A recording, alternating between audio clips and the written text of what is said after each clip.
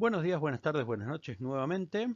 Empezamos con la séptima clase de biología molecular en banco de sangre y específicamente en esta clase vamos a empezar viendo las aplicaciones prácticas de la biología molecular en justamente el banco de sangre.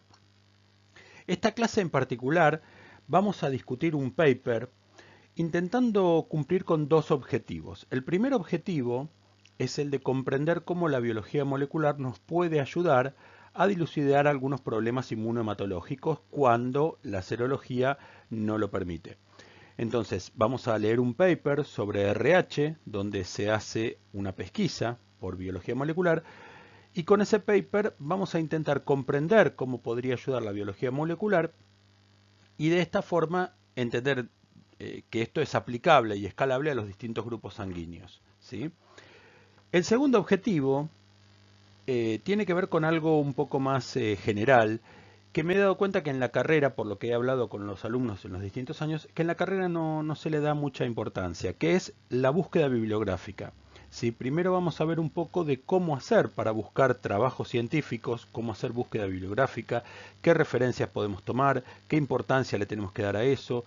Eh, y me resulta para mí importante que ustedes lo aprendan porque los trabajos bibliográficos, los papers, son las herramientas que ustedes van a tener para el día de mañana, cuando terminen de estudiar en la carrera, poder estar actualizados, poder comprender qué son las nuevas cosas que van saliendo, las nuevas cosas que van surgiendo en la materia y mantenerse siempre en una actualización que les permita trabajar de la mejor manera posible.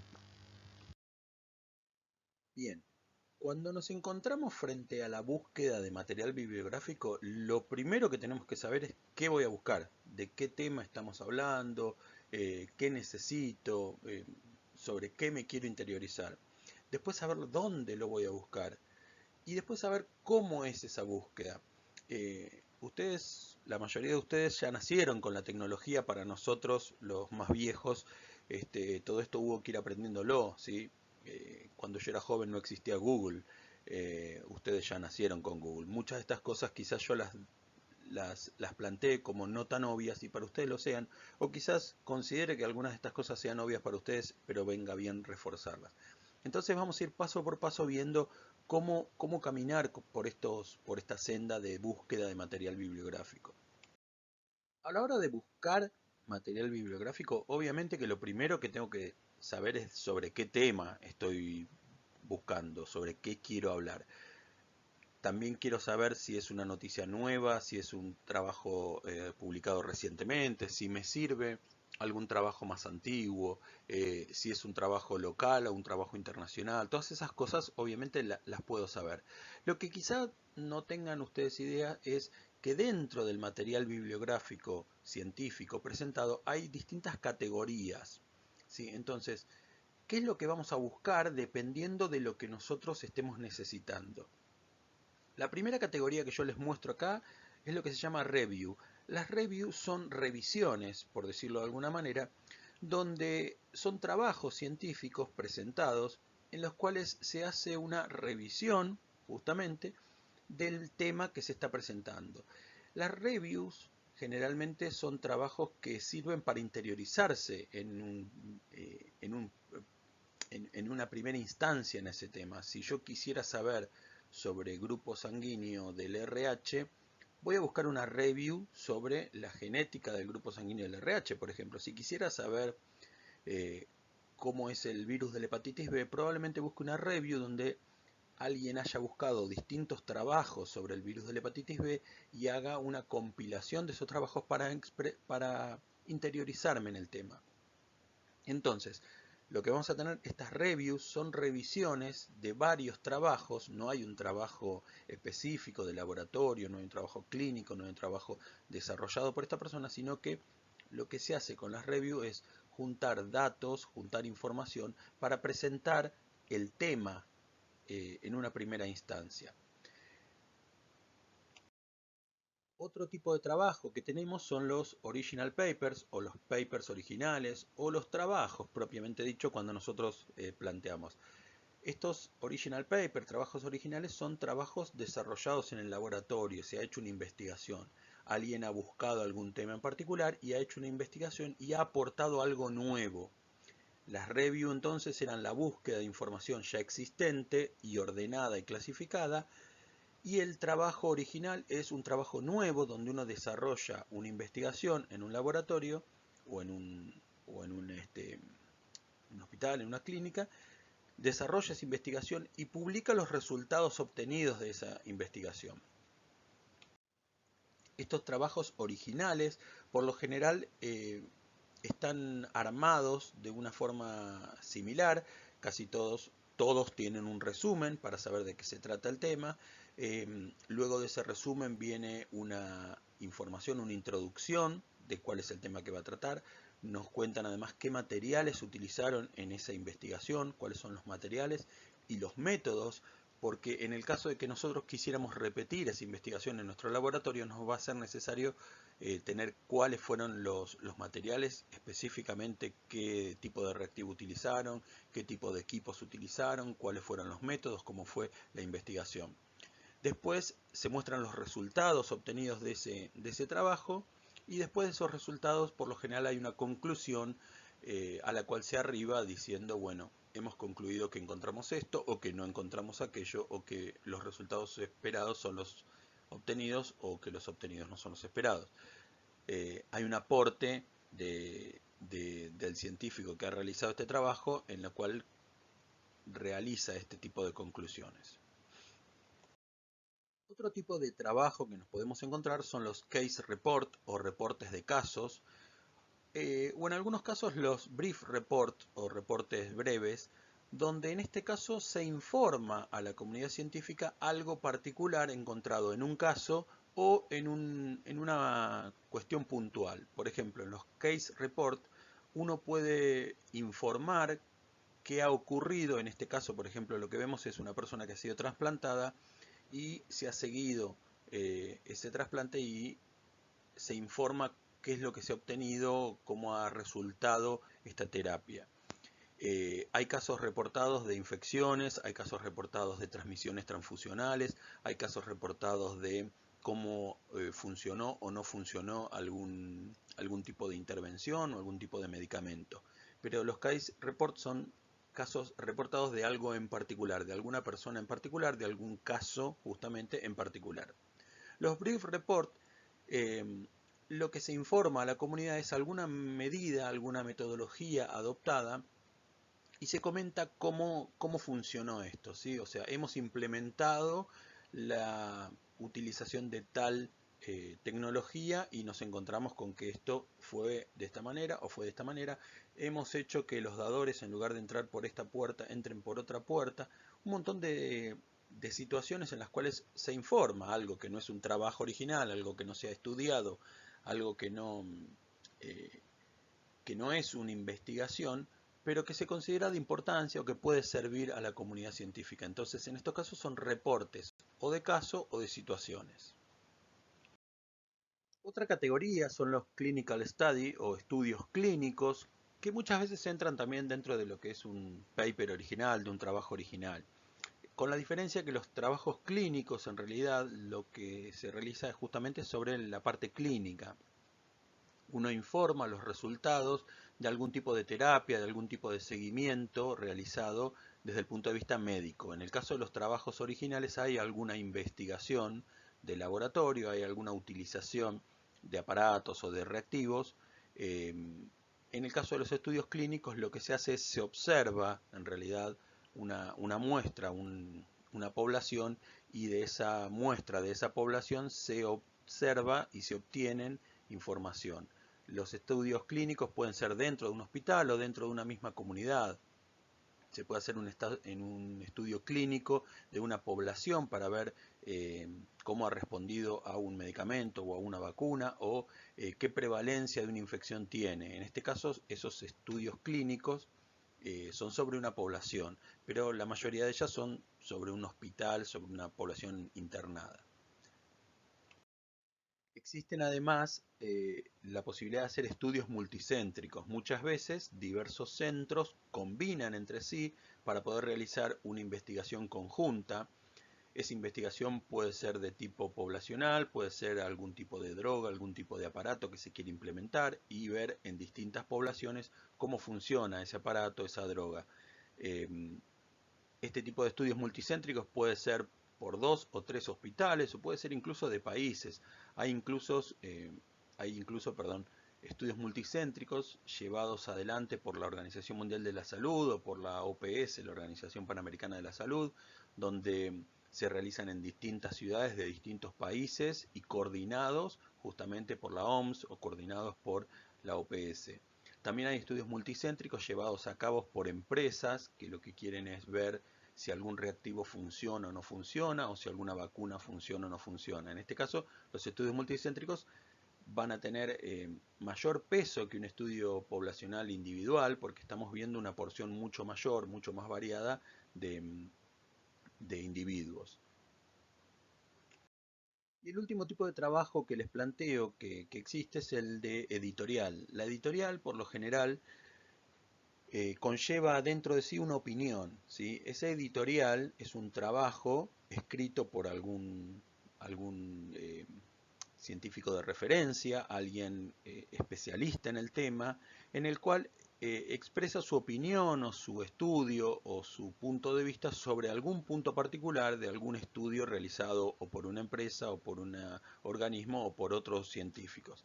Estas editoriales muchas veces lo que expresan en sí es justamente este punto de vista basado en la experiencia de esta persona. No hay un trabajo de investigación, de demostración y desarrollo, sino que hay un cuestionamiento, una aprobación o desaprobación de algún otro trabajo presentado. Existen además otro tipo de tipos de publicaciones distintas, ¿sí? Puede haber miles de publicaciones distintas. Básicamente yo les planteé estas como para que tengan idea de qué es lo que pueden encontrarse. Si ustedes quieren ingresar en un tema nuevo y no saben por dónde, lo ideal es buscar una review. En esa review van a tener justamente un lenguaje común, un lenguaje más llano, un lenguaje más general. Si buscan un trabajo original, lo más probable es que estén hablando de algo particular, de un punto particular, de algún avance específico sobre el tema que están buscando y no el tema en general. Lo mismo si encuentran un caso reportado, van a encontrar un caso puntual o un estudio clínico, un estudio multicéntrico, pueden ser más epidemiológicos. Y en el caso de una editorial, lo que van a encontrar va a ser una opinión fundamentada de un científico especialista en ese tema. Muy bien, ahora que sé qué buscar, tengo el tema, tengo la profundidad de lo que yo quiero buscar, si es una review, si es un trabajo original, si es un editorial, si es un caso reportado, tengo que saber dónde buscar esa información. Obviamente esa información se va a buscar en internet, ¿sí? Podemos acercarnos hacia algún sitio científico para poder tenerlo, pero hoy en día está casi todo al alcance de la mano en internet. Entonces, nos vamos a meter en internet y vamos a buscar esa información. Pero internet es una bolsa de gatos. Tenemos desde cuestiones muy profesionales hasta cuestiones muy burdas, hasta cuestiones muy el blog del vecino, ¿sí? Por decirlo de alguna manera. Entonces uno tiene que saber de dónde está leyendo esa información y qué peso científico tiene esa información. No es lo mismo leer una nota sobre el COVID en una revista científica que en la revista Pronto, ¿sí? Sin desmerecer a la revista Pronto en lo que haga. Pero en cuestiones de científicas no tiene mucho peso o mucha responsabilidad. Entonces, cuando vamos a buscar información científica, tenemos que ver cuál es la fuente de esta información científica. En lo que refiere a medicina transfusional, las revistas más prestigiosas dentro del medio son Transfusion, que es la de la Asociación Norteamericana de Bancos de Sangre, de la ABB, Vox Sanguinis, que es la revista de la ISBT, International Standard of Blood Transfusion, eh, la Asociación Internacional de Bancos de Sangre, o Transfusion Medicine, que es la revista de la British Blood Transfusion Society, que es la Asociación Británica de Bancos de Sangre. Estas tres revistas son las que mayor Journal Impact Factor tienen.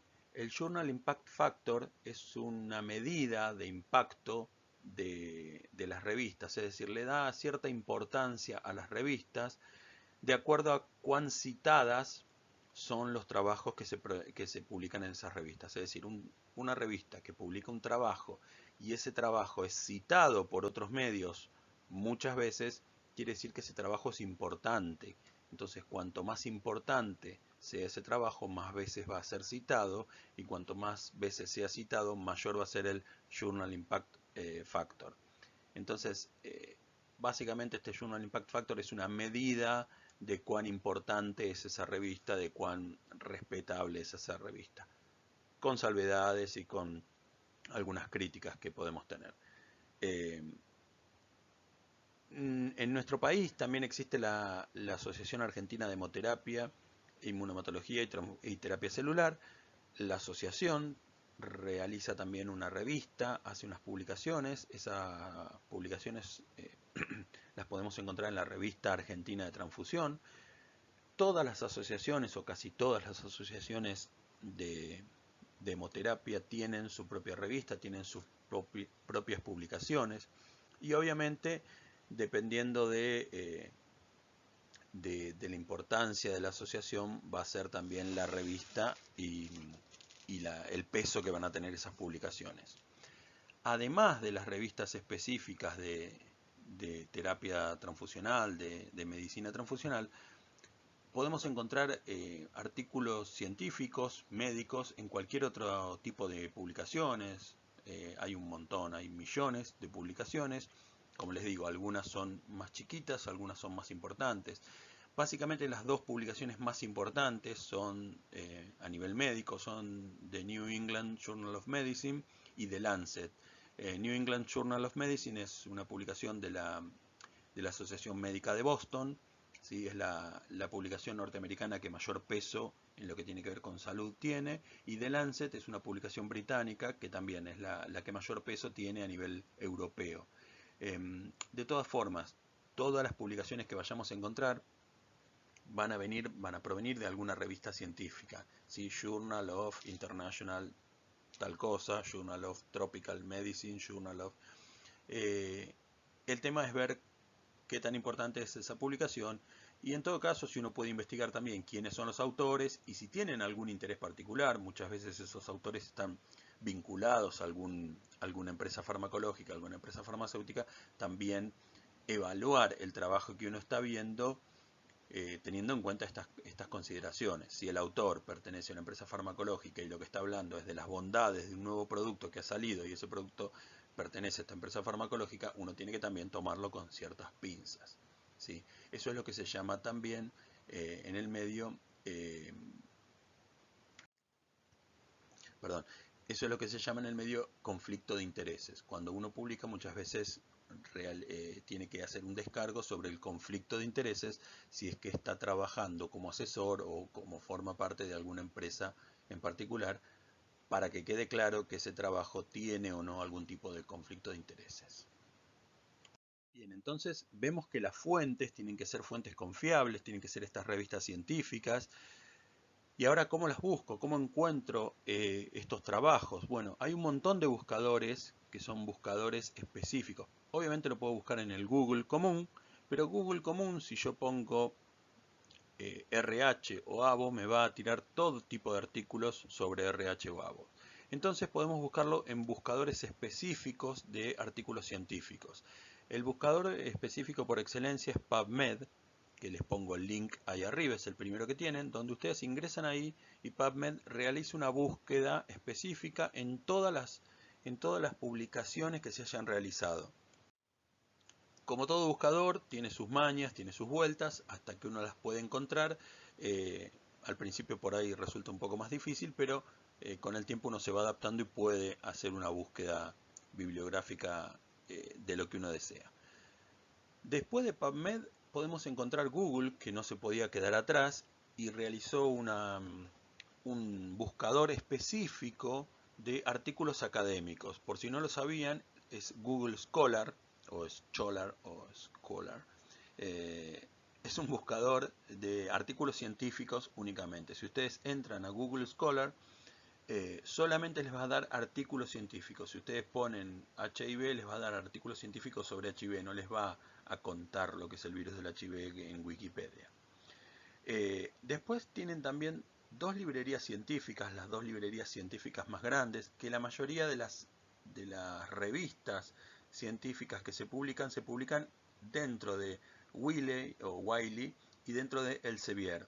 Estas dos son editoriales de revistas científicas y la mayoría de las revistas científicas son publicadas por ellas dos. Uno puede entrar a cualquiera de los dos buscadores, de Wiley o de Elsevier, y va a encontrar un montón de artículos científicos publicados obviamente por esa empresa, ¿no?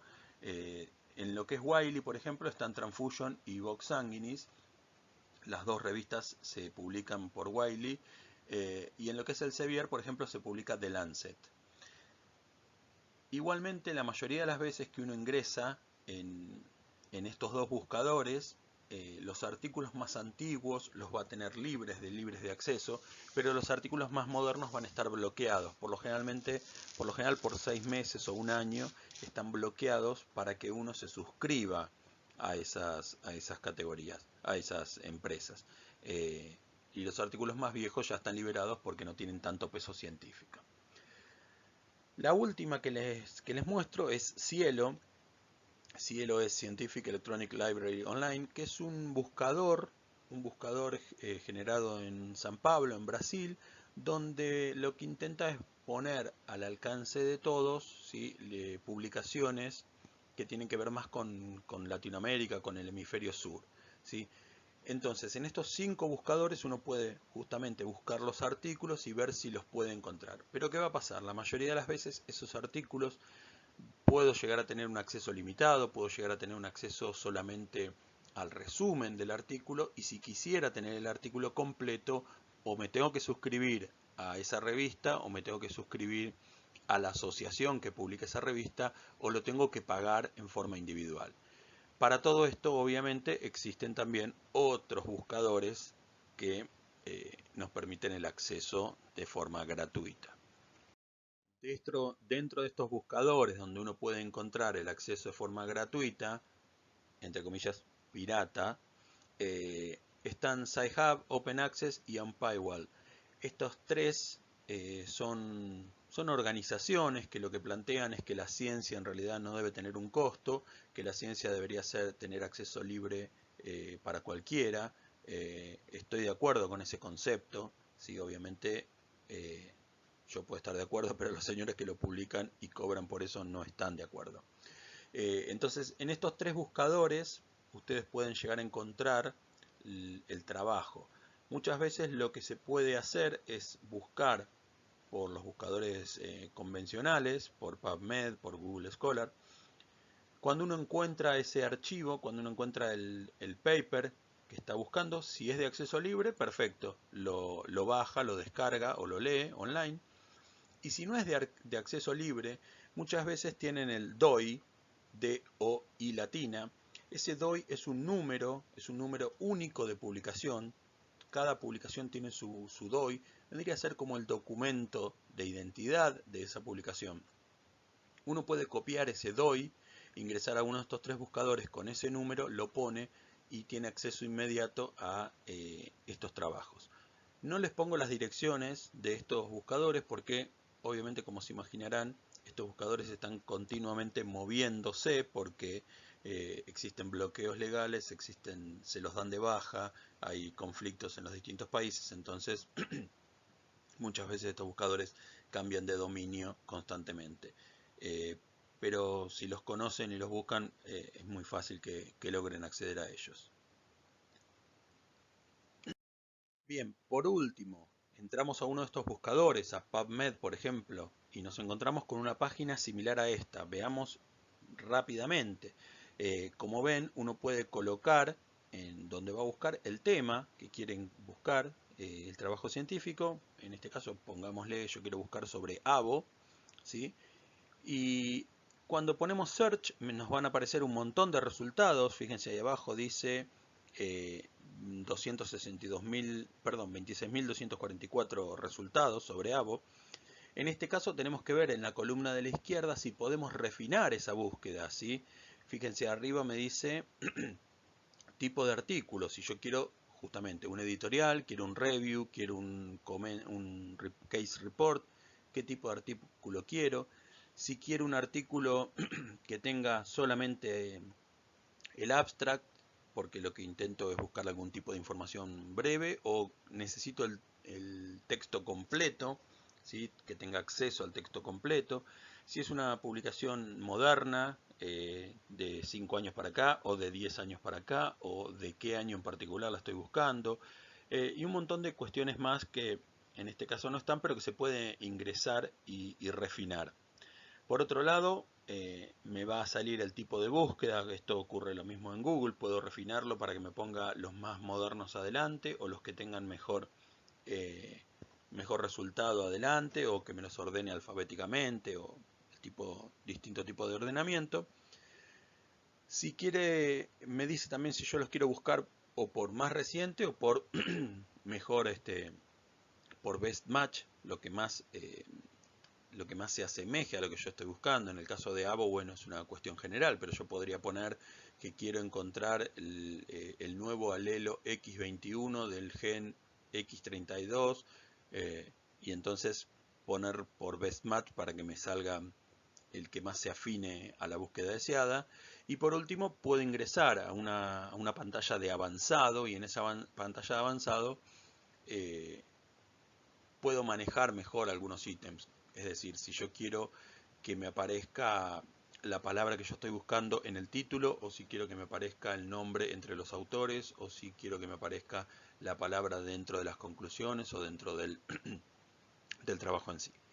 Bien, básicamente la idea era darles una idea de cómo, justamente valga la redundancia, perdón, darles una idea de cómo buscar material científico. De todas maneras, cada uno tiene su propio método, pueden haber métodos distintos, puede haber formas distintas, algunas van a ser más prácticas, algunas no, pero la idea es que tengan por lo menos desde esta materia una idea de cómo avanzar científicamente, de cómo realizar esas búsquedas. Vamos a ver ahora la clase particular de biología molecular en grupos sanguíneos. Como les venía planteando en las clases anteriores, la biología molecular es una materia que nos brinda herramientas para poder investigar, para poder desarrollar distintos campos de, de la salud, distintos campos de la medicina, distintos campos de lo que tiene que ver con el ser humano, la genética. Entonces, dentro de esos ítems están también los grupos sanguíneos. La biología molecular puede ser una herramienta para investigar, para trabajar con los distintos grupos sanguíneos. Muchos de los grupos sanguíneos están determinados por proteínas, por lo tanto esas proteínas están codificadas en genes, y estudiando esos genes nosotros podemos entender esas proteínas. Otros grupos sanguíneos que no son proteínas están formados por ejemplo, hidratos de carbono, pero para poder formarse esos grupos sanguíneos necesitan de la ayuda de enzimas que elaboren estos grupos sanguíneos. Por lo tanto, esas enzimas también van a estar codificadas por algunos genes, y por lo tanto, estudiando esos genes que codifican esas enzimas, podríamos estudiar también los grupos sanguíneos. La biología molecular entonces es una herramienta que nos permite dar otra visión, otra aproximación a la determinación de grupos sanguíneos desde un ambiente, desde una perspectiva diferente a la que nos brinda la inmunohematología, ¿sí? La inmunohematología, vamos a utilizar técnicas de antígeno-anticuerpo para poder determinar la existencia de estos antígenos o la existencia de estos anticuerpos. Desde el punto de vista de la biología molecular, vamos a estudiar los genes que modifican o que forman parte de los grupos sanguíneos para poder entender justamente los grupos sanguíneos desde ese aspecto. Ni una descarta a la otra. La inmunohematología y la biología molecular trabajan juntas, trabajan en equipo. Son dos visiones distintas de los mismos componentes. Se complementan. A la hora de determinar justamente también la biología molecular aplicada a los grupos sanguíneos, me pasó lo siguiente. La inmunohematología es una materia muy compleja, existen muchísimos grupos sanguíneos diferentes. Dentro de esos grupos sanguíneos diferentes existen distintas determinaciones alélicas, distintos trabajos que uno puede hacer con la biología molecular en cada uno de los grupos en particulares. Por lo tanto, prácticamente necesitaríamos otra materia más para poder profundizar en la biología molecular de los grupos sanguíneos desde el punto de vista justamente de la biología molecular. Nosotros podemos estudiar, hacer tipificación genética, podemos ver mutaciones puntuales, podemos hacer análisis de grupos sanguíneos poblacionales a través de la biología molecular, podemos estudiar distintos grupos raros con biología molecular. Existen una variedad muy grande de cosas que podemos hacer con la biología molecular para complementar a la inmunohematología o para ayudar donde la inmunohematología no pudiera llegar.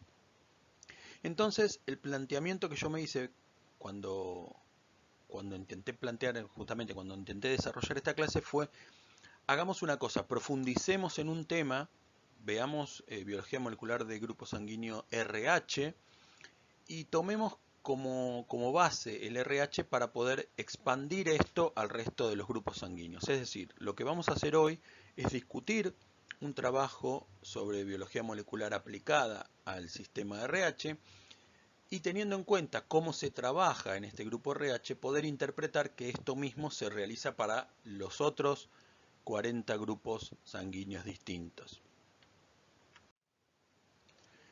La idea entonces es profundizar en el tema desde este aspecto y comprender que esas herramientas que se utilizan de esta manera las podemos utilizar para otros grupos distintos de la misma manera.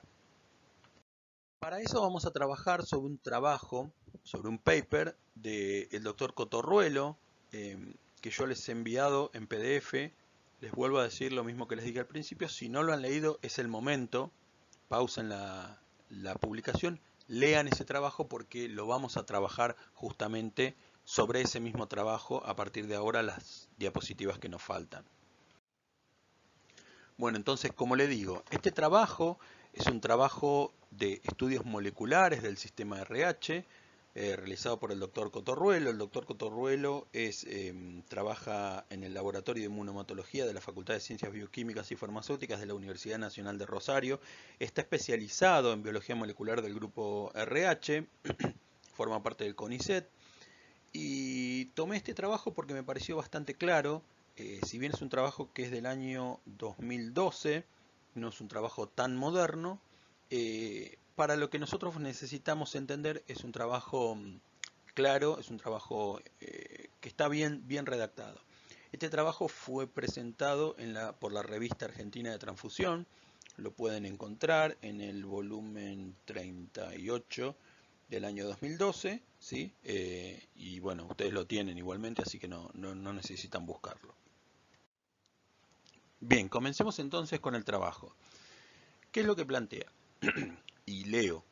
El sistema RH es el grupo sanguíneo más complejo y polimórfico de la membrana del glóbulo rojo. Está compuesto por más de 50 antígenos definidos por los métodos serológicos, siendo los más importantes los epitopes D grande, C grande, C chico, E chico y E grande.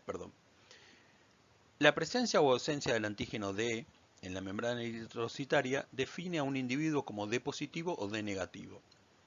El sistema RH presenta un gran interés clínico en obstetricia y medicina transfusional debido a la participación de sus aloanticuerpos en la destrucción inmune de los glóbulos rojos.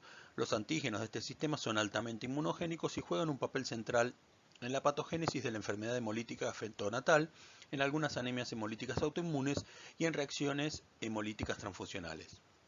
Lo que acá hace Cotorruelo es interiorizarnos de la importancia del sistema RH y de cómo está definido este sistema RH desde el punto de vista inmunohematológico.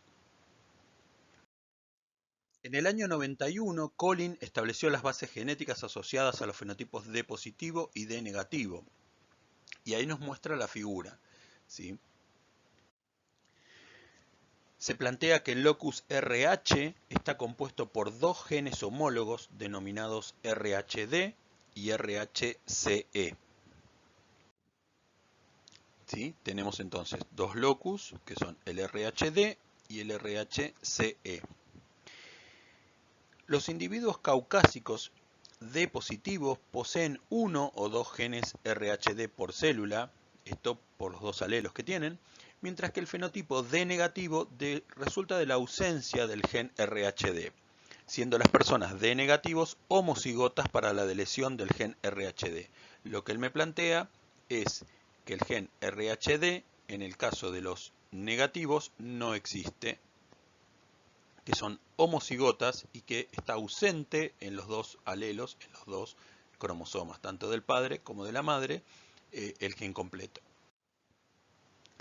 Bien, el gen RHD codifica para la proteína RH que expresa los epitopes del antígeno D. Bien, el gen RHCE posee 4 formas alélicas más comunes, las cuales determinan la expresión combinada de los antígenos C grande y E chico, C chico y E chico, C chico y E grande y E grande de la proteína RHCE. Existen más de 300 variantes alélicas para el locus RH. Acá ya me está planteando de que existen 300 variantes para estos dos alelos, para estos dos genes. El locus RH se encuentra en el brazo corto del cromosoma 1, entre las posiciones 1p34.3 y 1p36.1. Si ustedes recuerdan, los cromosomas tienen una forma de X. La P indica que están en el brazo corto del cromosoma y la Q indicaría que está en el brazo largo del cromosoma. Los genes RH se encuentran dispuestos en tándem. En tándem significa que están uno al lado del otro, ¿sí? Que están de forma lineal. ¿Recuerdan el grupo de la mosca que hablaba de esta forma lineal y secuencial de un gen al lado del otro? Bueno, en este caso los genes RH, el RHD y el RHCE, están en tándem uno al lado del otro, separados por aproximadamente 3.000 bases, ¿sí? 30.000 pares de bases, es decir, de acá a acá tenemos 30.000 pares de bases y enfrentados en sus extremos 3', ¿sí? En este lugar de acá está el 3' y en este lugar de acá está el 3', ¿sí? ¿Qué implica esto del 3'? Que el gen RHD se copia 5', 3' para este lado y el gen RHC se copia 5', 3' para este lado, ¿sí? Están enfrentados en tándem y opuestos. Bien, continuemos. Constituyen una unidad genética y se heredan como haplotipo con frecuencia que varían en los distintos grupos étnicos. Ambos genes están compuestos por 10 exones cada uno. Esto lo hemos visto en los informes, en los Word que yo les mandé. Los exones son cada uno de estos fragmentos que están acá, perdón, que son las partes que se van a copiar y que van a traducir, se van a transcribir a ARN mensajero y se van a traducir en proteínas. Dentro de los exones tenemos los intrones que no se van a copiar. Esos exones entre el gen RHD y el gen RHCE presentan una homología superior al 90% de las secuencias nucleotídicas codificantes, indicando que surgieron de la duplicación de un gen ancestral común. ¿Recuerdan? Y acá vamos a empezar a hablar de las clases anteriores. ¿Recuerdan cuando yo les había planteado la posibilidad de duplicación por recombinación homóloga?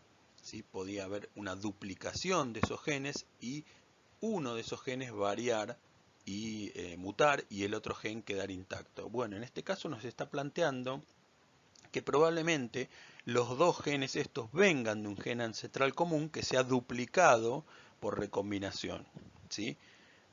Tenemos que revisar las clases anteriores.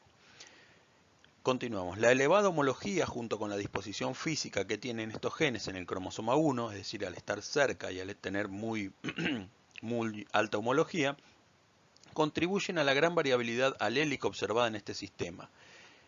Entre los dos genes, el espacio intergénico está ocupado por el gen SMP1 y una caja rhesus. La caja rhesus que tenemos es esto que está aquí, ¿sí? La caja, perdonen que voy a buscar el rojo. Bien, la caja rhesus es esta y el gen SMP1 es este. Es decir, entre este gen y este gen tenemos 30.000 pares de bases y en esas 30.000 pares de bases están la caja Rhesus y el gen SMP1.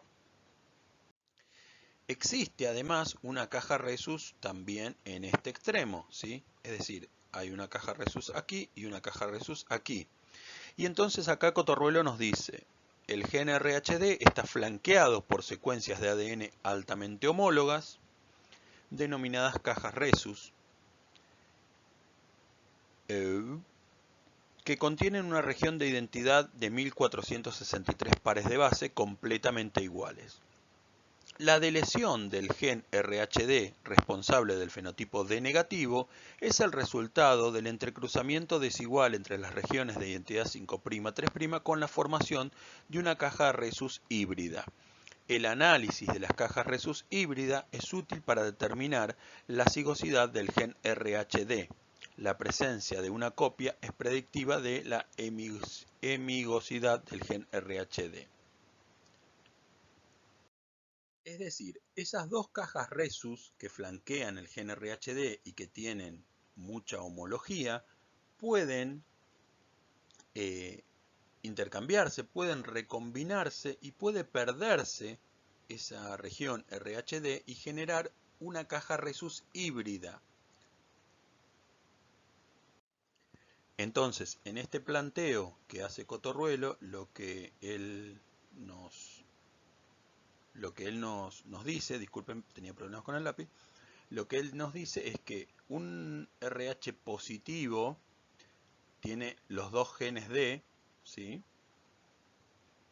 Un RH negativo perdió los dos genes D y un RH positivo híbrido, ¿sí? Heterocigota, va a tener un gen con el RHD positivo y un gen con el RHD negativo. En el caso de los negativos, de los dos negativos o del heterocigota, lo que vamos a tener siempre va a ser una caja Rhesus, ¿sí? Una caja Rhesus híbrida. Entonces, lo que él plantea es, en nuestro laboratorio determinamos la cigosidad del RHD, ¿sí? Es decir, determinamos si una persona positiva es heterocigota u homocigota. Sabemos que una negativa es homocigota, no tiene ninguno de los dos genes D. Pero una persona positiva no sabemos si es homocigota o heterocigota. Entonces, lo que él plantea es que en su laboratorio determinan la cigosidad del RHD mediante una estrategia de PCR-RFLP. De nuevo a repasar las técnicas. Este estudio se realiza en parejas de mujeres aloinmunizadas y permite brindar un asesoramiento genético con respecto a la probabilidad de tener un hijo D negativo.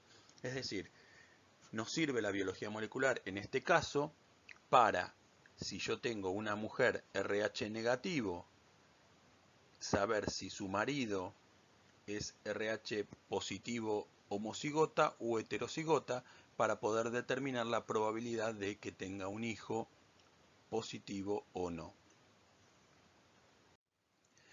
Observemos ahora entonces un poquito, dijimos que esto lo miden por RFLP, ¿sí? Si ustedes miran la corrida electroforética que se realiza acá, tenemos un D positivo que va a tener esta banda y esta banda. El D negativo va a tener esta banda y esta banda, ¿sí? Y el heterocigota va a tener las mismas bandas de arriba que comparten las tres, las dos bandas, perdón, que comparte con el D positivo y las dos bandas que comparte con el D negativo. Se dan cuenta en este caso cómo puede determinar la heterocigosidad, de un D comparando las bandas de los dos. Es decir, siempre vamos a tener que en los que son heterocigotas vamos a tener dos bandas repetidas, ¿sí? Y en los homocigotas vamos a tener un patrón y en el heterocigota vamos a tener el patrón mezclado de los dos homocigotas, ¿sí? Este de acá representa el mismo patrón que los otros dos sumados, ¿sí? Es decir, en un heterocigota siempre voy a tener más bandas que en un homocigota, porque voy a tener las bandas del D grande y las bandas del D chico, por decirlo de alguna manera. Bueno, entonces volvemos al gráfico anterior, pero no sin antes repetir que se puede determinar por biología molecular la heterocigosidad de un RH positivo. Es decir, se puede saber por biología molecular si una persona RH positivo es homocigota para el gen D o heterocigota para el gen D.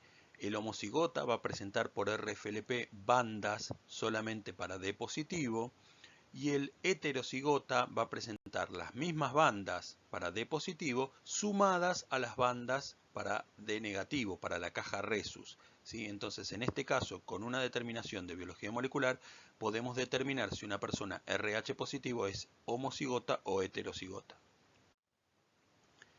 Bien, continuemos con lo que plantea Cotorruelo. Las proteínas RH presentan un 92% de homología, la RHD y la RHCE, y están compuestas por una única cadena polipeptídica de 417 residuos de aminoácido. Este polipéptido atraviesa la membrana eritrocitaria, es decir, la proteína está enclavada en la membrana del eritrocito y pasa de un lado al otro 12 veces formando 6 dominios extracelulares, ¿sí? 6 dominios extracelulares para la proteína D y 6 dominios extracelulares para las proteínas CE. ¿Sí? Posee los extremos amino terminal y carboxilo terminal, es decir, los extremos de la proteína están del lado interior de la célula, en el citoplasma, y posee, estos extremos terminales en la orientación hacia el citoplasma. La expresión de los antígenos RH en la membrana requiere de la presencia de una glicoproteína asociada denominada RHAG. Las proteínas RH, la glicoproteína RHG y otras proteínas accesorias se asocian en la membrana del glóbulo rojo formando el complejo RH. Esto no nos interesa tanto a nosotros. Donde, bueno, el antígeno D, plantea aquí, disculpen también, el antígeno D es un mosaico, entonces, compuesto por numerosos epitopes diferentes, expresados sobre las regiones extracelulares del polipéptido RHD. Es decir, todas estas regiones extracelulares, ¿sí?, van a presentar epitopes que van a generar anticuerpos, ¿sí? Estos epitopes van a tener además una estructura conformacional de esta proteína, lo que va a generar unos anticuerpos que pueden ser conformacionales. El modelo inicial sugiere la existencia de 9 epitopes, mientras que otros autores proponen la presencia de 16, 30 o 37 epitopes. El polimorfismo C grande, C chico, es decir, lo que nos plantea la diferencia entre ser C grande y C chico, ¿sí?, está asociado principalmente a la sustitución del aminoácido serina por prolina en la posición 103, ¿sí?, esta posición de acá. Es decir, una mutación puntual en este lugar, una mutación puntual hace que nosotros cambiemos de un grupo sanguíneo C grande a grupo sanguíneo C chico. Y en el caso del polimorfismo E grande, E chico, está asociado a una sustitución del aminoácido prolina por alanina en la posición 226. Es decir, otra mutación puntual en este caso hace que nosotros tengamos E grande o E chico. Es decir, dos mutaciones puntuales son las que determinan un grupo sanguíneo en C grande, C chico, E grande, E chico. Los antígenos del sistema RH a su vez pueden presentar alteraciones en su expresión, dando origen a fenotipos débiles, parciales o delecionados. Estos fenotipos son los productos de las variantes alélicas de los genes RH. Muy bien, ¿qué más nos plantea entonces Cotorruelo?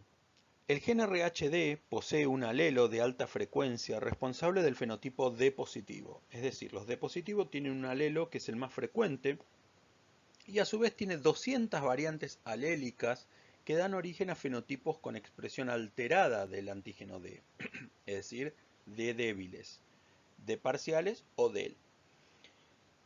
Y a proteínas RH que no presentan epitopes D o que no se integran en la membrana eritrocitaria. Estas variantes alélicas han surgido por diferentes mecanismos genéticos, y acá de nuevo pareciera que es un repaso de la materia. Tenemos mutaciones puntuales únicas, mutaciones puntuales dispersas, recombinación homóloga, inserción o deleción. ¿Sí? Si miramos en esta diapositiva, en lo que nos muestra el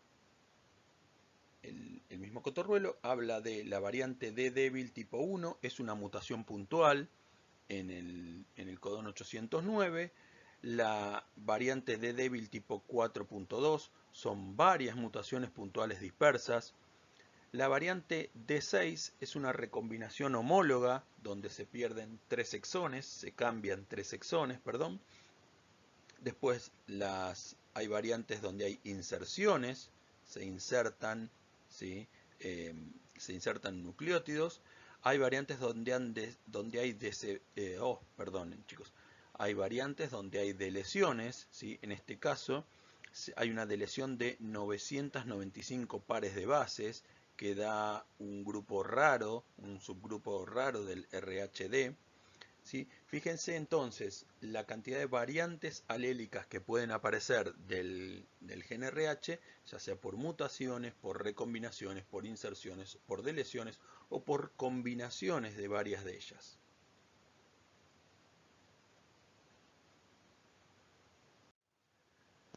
Bien, entonces plantea, los glóbulos rojos con fenotipo D débil presentan una expresión cuantitativamente menor del antígeno D que los eritrocitos D positivo.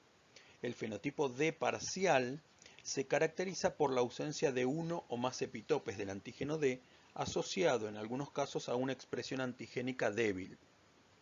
Estas variantes no reaccionan con algunos anticuerpos anti-D monoclonales o son identificadas porque los individuos son capaces de producir aloanticuerpos contra los epitopes que no poseen. Entonces, vuelvo a la primera diapositiva, al primer gráfico. Lo que plantea Cotorruelo es una discriminación entre D débil y D parcial. Lo que él plantea es que si existe algún tipo de mutación en estas regiones de la proteína, ¿sí? Las regiones insertadas en la membrana o las regiones internas en el citoplasma, esto va a generar, la existencia de un fenotipo D débil, ¿sí? Ya que la proteína va a ser la misma, la proteína expuesta, ¿sí? La proteína expuesta va a ser la misma, pero va a estar en menor número porque la zona interna de membrana, la zona de membrana o la zona del citoplasma, impidió que esta proteína se ancle en membrana de la misma manera que una proteína normal. Entonces, si tenemos una mutación en la parte citoplasmática o en la parte de membrana, lo que plantea Cotorruelo es que va a haber un cambio cuantitativo, va a haber menos proteína en membrana. Y entonces eso me va a generar un fenotipo D débil. En cambio, si yo tengo una mutación que me genera cambios en la parte extracelular de la proteína, en los dominios extracelulares, estos dominios mutados y expuestos van a generar anticuerpos distintos a los que podría generar el D normal. Por lo tanto, estos dominios expuestos y mutados, estos dominios expuestos y cambiados, me van a generar un fenotipo D parcial, ¿sí? Donde ahí sí voy a tener algún tipo de riesgo transfusional. Específicamente lo que dice Cotorruelo es, la correcta identificación del fenotipo D débil o D parcial por métodos serológicos es muy difícil, ¿sí? Por métodos serológicos es muy difícil. Por este motivo, A todos los fenotipos caracterizados por una expresión disminuida del antígeno D se los agrupa bajo la denominación variante D. Esta clasificación serológica resulta útil para establecer una conducta transfusional u obstétrica en pacientes portadores de estos fenotipos con expresión alterada del antígeno D. Es decir, todas aquellas variantes D pueden ser consideradas como D positivo a la hora de ser donantes y pueden ser consideradas como D negativo a la hora de ser receptores.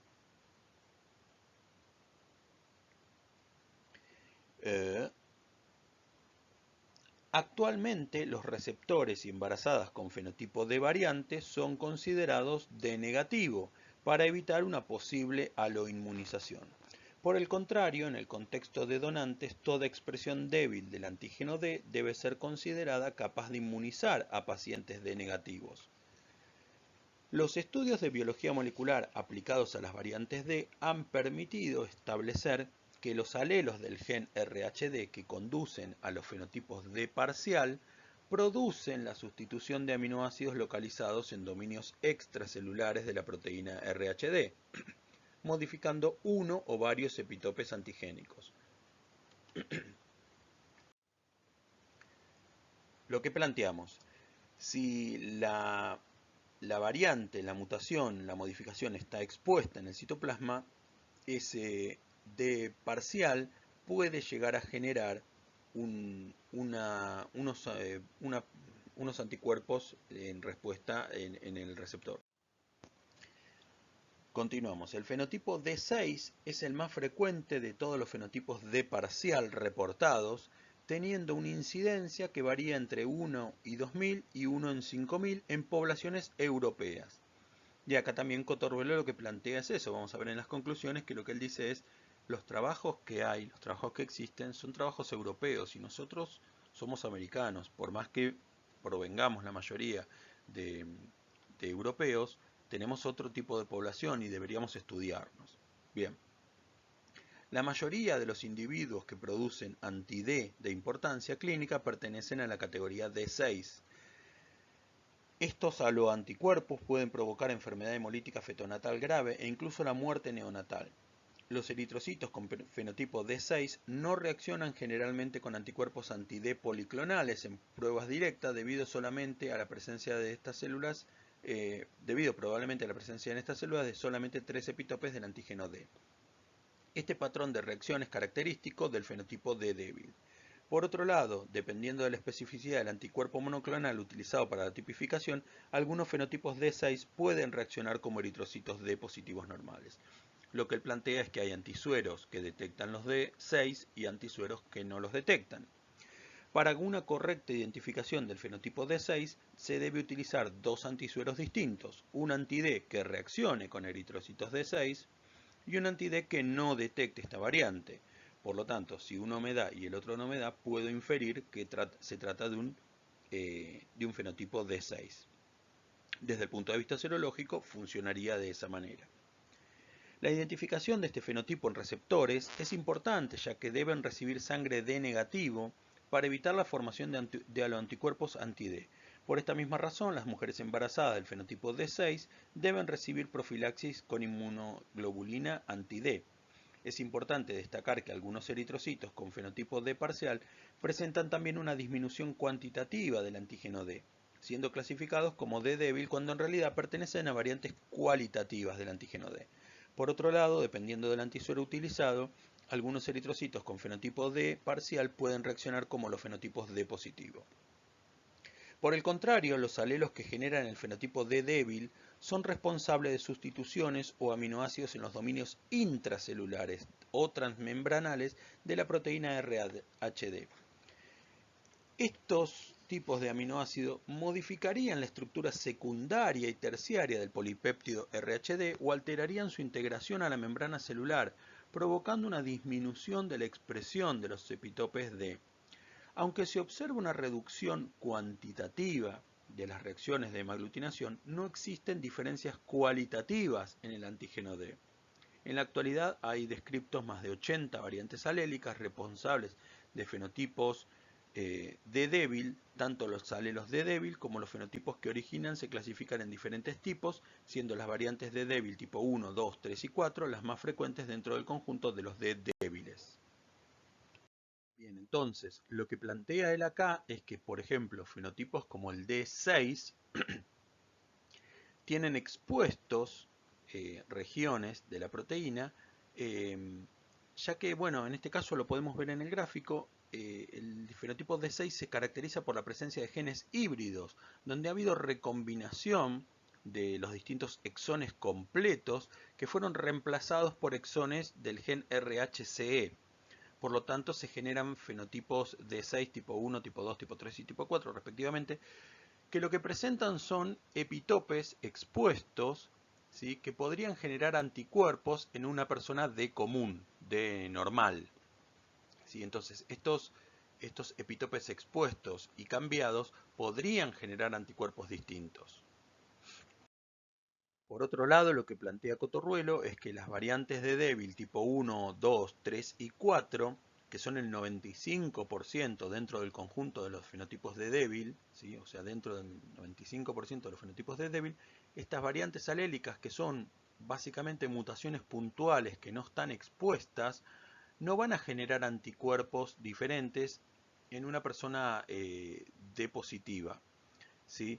Eh, estas variantes puntuales, estas variantes intracelulares o estas variantes en dominio transmembrana, lo que van a hacer va a ser dificultar que esta molécula, que esta proteína se halle en membrana, se ancle en membrana. Por lo tanto, va a haber una disminución cuantitativa, no un cambio cualitativo. Evaluando esto, lo que continúa diciendo Cotorruelo es: numerosos estudios clínicos han demostrado que los pacientes con fenotipo D débil tipo 1, 2, 3 y 4, independientemente de la intensidad de la reacción de maglutinación observada en la tipificación RHD, no desarrollan anticuerpos anti-D luego de transfusiones de unidades de glóbulos rojos D positivo. Perdón. Teniendo en cuenta que actualmente estos pacientes son considerados D negativos para transfusiones, la caracterización molecular de las variantes D permite racionalizar el uso de escasas unidades D negativo y reservarlas exclusivamente para los individuos que las requieren. De la misma manera, las mujeres portadoras de estos fenotipos no son susceptibles de aloinmunización ante embarazos de fetos D positivo, y por esta razón no sería necesaria la administración de inmunoglobulina anti-D, evitando en las gestantes los posibles efectos secundarios y el alto costo de esta terapéutica. La genotipificación RHD permite un mejor manejo de la profilaxis anti-D, restringiendo su uso exclusivamente a embarazadas en riesgo de aloinmunización. Por otro lado, se han reportado numerosos casos de inmunización anti-D en pacientes y embarazadas portadores de alelos que originan fenotipo D parcial.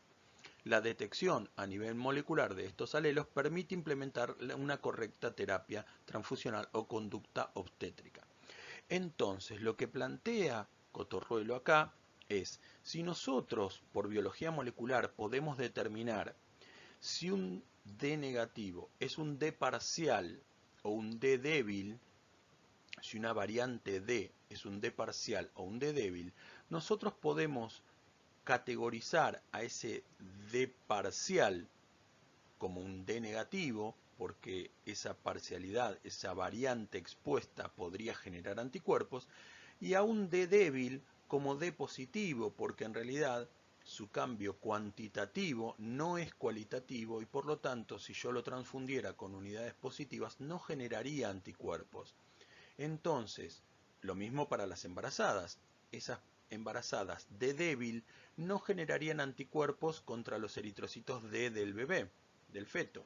Por lo tanto, lo que plantea Cotorruelo es: si pudiéramos hacer la caracterización biológica, la caracterización, perdón, molecular de estos fenotipos D, nosotros podríamos ahorrarnos económicamente y terapéuticamente la posibilidad de transfundir unidades negativas y reservarlas para quien sí las necesite, o en el caso de las embarazadas, someterlas a una iatrogenia aplicando la inmunoglobulina anti-D cuando no es necesario. Ese es el planteo que realiza Cotorruelo en este tipo de trabajo. Entonces él plantea hacer un estudio poblacional, teniendo en cuenta la importancia clínica de las variantes D y los beneficios que obtiene el banco de sangre implementando la caracterización molecular de estas variantes D. En nuestro laboratorio hemos realizado un estudio poblacional para identificar los alelos RHD responsables de fenotipos con expresión alterada del antígeno D, que se encuentran en la población de Rosario. También hemos analizado las bases genéticas del fenotipo D negativo en nuestra población, la población de Rosario. Se analizaron 12.672 muestras de sangre periférica obtenidas por punción venosa de pacientes que concurrieron al Hospital Provincial del Centenario y 5.700 muestras provenientes del laboratorio privado. Todas estas muestras fueron recolectadas en tubos estériles conteniendo ETA al 5% como anticoagulante para los estudios serológicos y la obtención de ADN.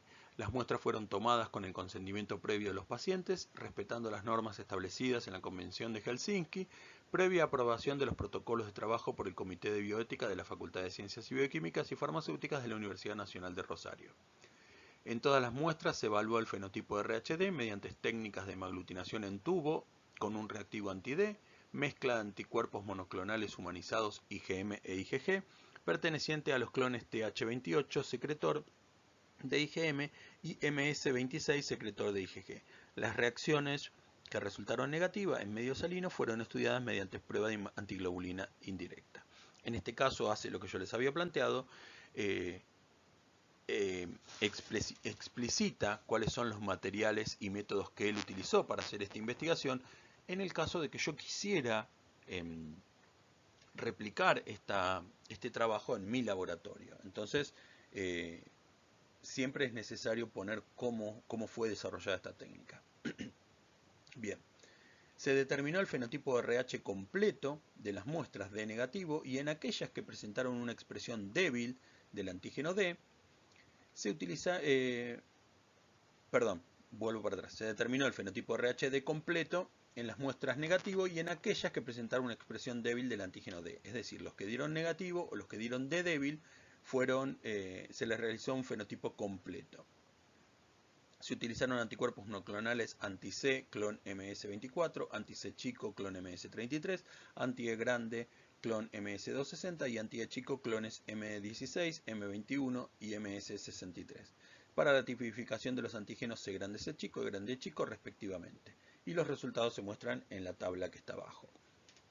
En esta tabla nos muestra que el 94% de los del hospital público dieron positivo, el 0,36% dieron D variante y el 5,15% dieron D negativo. Y en el laboratorio privado el 87% dieron D positivo, el 0,75% D variante y el 11,58% D negativo, lo cual habla de una diferencia poblacional entre los que van al hospital público y los que van al laboratorio privado. La frecuencia de fenotipos D positivo, D negativo y D variantes difirió significativamente en ambos grupos. La incidencia de individuos D negativo y portadores de fenotipos con expresión disminuida del antígeno D fue significativamente menor en el grupo del hospital público que en el grupo del laboratorio privado, mientras que en el grupo del hospital público la frecuencia de individuos D positivo fue significativamente mayor. La disminución de frecuencias encontrada en el grupo del laboratorio privado se asemeja a la reportada para poblaciones europeas, mientras que los valores hallados en el grupo del hospital público podrían explicarse por una mayor influencia amerindia y africana en el acervo genético del estrato poblacional. Es decir, cuando nosotros estudiamos una población, muchas veces, si bien estamos hablando de la misma ciudad, las poblaciones van a diferir dependiendo del barrio, dependiendo de la etnia, dependiendo de la cultura, dependiendo del estrato social. Y esto no es discriminación, esto es estudiar científicamente de dónde proviene cada uno para poder establecer las mejores políticas para tratamiento de cada uno. Bien, entonces él plantea un estudio molecular de las muestras con fenotipo D variante. Lo que hizo Cotorruelo fue tomó estas muestras, primero le realizó la determinación por anticuerpo y luego tomó estas muestras que daban anticuerpos negativos y le hizo el estudio molecular. Lo que él dice es, posteriormente se analizaron por diferentes estrategias moleculares las 88 muestras que presentaron una expresión disminuida del antígeno D. Los métodos utilizados y las variantes D halladas se muestran en la figura 6, que es la que tenemos acá. Si evaluamos la figura 6, la que está en el gráfico, vamos a ver que lo que se hace es, se toman esas 88 muestras que tienen D débil, y lo primero que se realiza es una PCR con los primers necesarios para diagnosticar un D débil tipo 1, tipo 2, tipo 3 y tipo 4 la variante 0 y tipo 4 la variante 2. Es decir, lo primero que hago es busco lo más común por el método más fácil. Una vez que obtuve, en este caso 21, 9, 8, 11 y 4 muestras, se hace una PCR un poco más compleja, que es una PCR de escaneo de exones, para detectar los fenotipos D5 y D6. D5 y D4A. Esta PCR es un poco más compleja que la PCR anterior, y ahí detectamos una muestra D5 y una muestra D4A. Luego utilizamos un chip, un blood chip, que es lo que yo les planteaba, un microarray, ¿sí? Lo hemos visto en la clase de técnicas anterior. Utilizando esta técnica de blood chip, que es más cara y más compleja, se pueden obtener un D débil tipo 59, fíjense, un D7 y un D+. En este caso tenemos tres grupos más raros que los anteriores, que no los podíamos haber encontrado por PCRs comunes porque son más complejos, más raros, no podíamos haber escaneado todos los grupos distintos. Sin embargo, seguimos sin tener algún tipo de detección. Se hace una PCR para D7, para el tipo D7, y ahí se detectan 18 más. Y me quedaban algunas muestras que no podía identificar de ninguna manera, y en ese caso lo que hacen es una secuenciación. Y en esa secuenciación logran encontrar algunos grupos más raros aún todavía.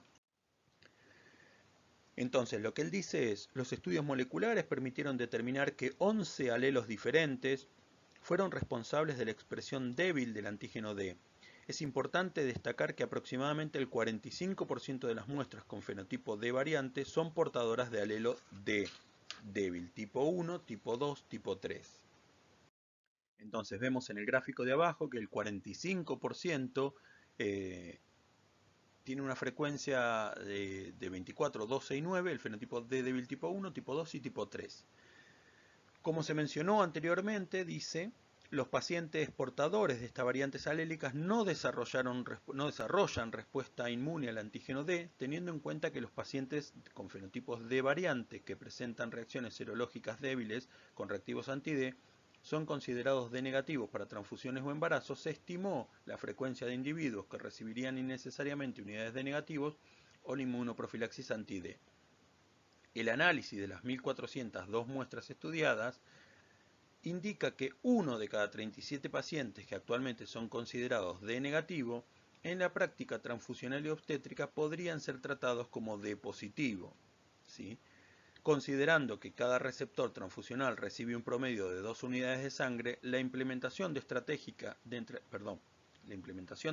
moleculares que detectan alelos D débil permitiría preservar más del 5% de las unidades D negativo. Es decir, lo que él plantea es que estas personas que no van a generar anticuerpos porque son D débiles y no D parciales, podrían, si se hace la detección molecular, ser consideradas receptores D positivo y por lo tanto recibir unidades D positivo y ahorrarnos un 5% de estas unidades. De esta manera, continúa, los bancos de sangre podrían utilizar las escasas unidades D negativo exclusivamente en los pacientes que presentan un verdadero riesgo de aloinmunización anti-D. Además, las mujeres embarazadas portadoras de estas variantes D débil no necesitarían la profilaxis con inmunoglobulina anti-D, evitando los efectos secundarios y el alto costo de esta terapéutica. También dice, los resultados de los estudios realizados mostraron una alta frecuencia de muestras con fenotipo D variantes portadoras de alelos D7 en población estudiada. Aunque la frecuencia de la inmunización reportada para pacientes con este fenotipo D parcial es baja, se recomienda el uso de unidades D negativo, es decir, el D7 puede generar anticuerpos, entonces es importante estos tratarlos como D negativo. Debido al comportamiento serológico de esta variante parcial, que aglutina con una intensidad apenas inferior a la esperada para un fenotipo D positivo, la caracterización molecular es de gran utilidad para un correcto manejo transfusional y obstétrico. Los estudios de secuenciación realizados en las 7 muestras restantes, es decir, las que no pudieron entrar dentro de la detección por PCR, por scan o por microarray, mostraron secuencias análogas al alelo RH-D normal. Teniendo en cuenta que estos individuos expresaban el antígeno C, se podría atribuir la baja reactividad del antígeno D hallada a estas muestras a una exacerbación del efecto supresor del antígeno C, como ha sido observado en diversos estudios. La otra cuestión llamativa que él plantea es: no se han identificado pacientes portadores del alelo D6 en las 18.379 muestras analizadas durante este estudio. Probablemente los eventos de hibridización y mestizaje ocurridos a comienzos del siglo XX, principalmente entre individuos de origen español e italiano con la población local de nuestro país, condujeron a una disminución de la incidencia de este fenotipo D parcial en nuestra población. Es decir, otro dato importante que él demuestra es que poblacionalmente nosotros trabajamos con normas o con cuestiones que vienen de Europa, a veces con implementaciones que vienen de Europa, considerándonos de algún tipo de descendientes de europeo, cuando en realidad demuestra acá que la población mezclada, la población europea mezclada con la población amerindia y con la población africana en nuestro continente, puede llegar a generar estos cambios que hacen que el fenotipo D6, que es muy común en Europa, en la ciudad de Rosario no exista o esté en un número tan bajo que no haya podido ser encontrado en estas 18.000 muestras. Continúa Cotorruelo también haciendo un estudio molecular de las muestras con fenotipo D negativo, ahora ya no solo el D parcial, el de las variantes D, perdón, sino los D negativos. Y él dice: se estudiaron mediante diferentes estrategias moleculares 1.314 muestras de negativos, 653 del hospital público, 661 del hospital privado. La variante RH-D-Fi fue hallada exclusivamente en el grupo del hospital privado en muestras de negativos C chica, C chica, E chica, E chica. Numerosos trabajos realizados principalmente en poblaciones europeas han demostrado la importancia y caracterizar las muestras de negativo que expresan los antígenos C grande y o E grande, ya que aproximadamente el 20% de las muestras pueden ser portadoras de alelo RH-D aberrantes. Continúa Cotorruelo en el trabajo hablando de algunas variantes del RH nulo, pero vamos a las conclusiones. Vamos a ver qué es lo que él plantea con lo obtenido con este trabajo. En este trabajo se realizaron estudios serológicos del fenotipo RH a 18.379 pacientes provenientes de 2 servicios de salud de nuestra ciudad y se investigaron las bases genéticas que originan el fenotipo D variante y D negativo. La selección de muestras provenientes de los 2 servicios de salud permitió establecer que las frecuencias poblacionales de los distintos fenotipos D difieren incluso en la misma ciudad. Estos hallazgos demuestran que para realizar una correcta caracterización molecular es necesario investigar previamente las variantes alélicas presentes en la población a estudiar. Habla sobre la importancia de trabajar con datos propios, de poblaciones propias y de evaluar las distintas poblaciones dentro de una misma área, de una misma ciudad. Los resultados obtenidos apoyan la teoría que indican que la composición étnica de nuestro país, surgida del aporte inmigratorio europeo de los siglos XIX y XX y de su mestizaje con pueblos originarios y etnia de origen africano, varía según la región y los estratos sociales analizados. El análisis de las muestras con expresión alterada del antígeno D permitió la caracterización de variantes D débil y D parcial. Hace la distinción entonces entre D débil y D parcial. La identificación de un alto porcentaje de individuos portadores de alelos D débil, tipo 1, tipo 2 y tipo 3, destaca la importancia de la implementación de técnicas de biología molecular en bancos de sangre para optimizar el uso de las escasas unidades D negativo almacenadas. Es decir, lo que plantea, lo que vuelve a plantear Cotorruelo es: si realizamos biología molecular para determinar el genotipo D, podríamos ahorrarnos la transfusión de unidades D negativas en pacientes que no lo necesitan. Además, la genotipificación RHD en embarazadas contribuirá a racionalizar la inmunoprofilaxis, evitando los efectos secundarios y el alto costo de esta terapéutica. La detección de una elevada incidencia del alelo D7 en el grupo de muestras con fenotipo de variante señala que la identificación de estas variantes en los servicios de medicina transfusional de nuestra población evitará posibles incompatibilidades RH.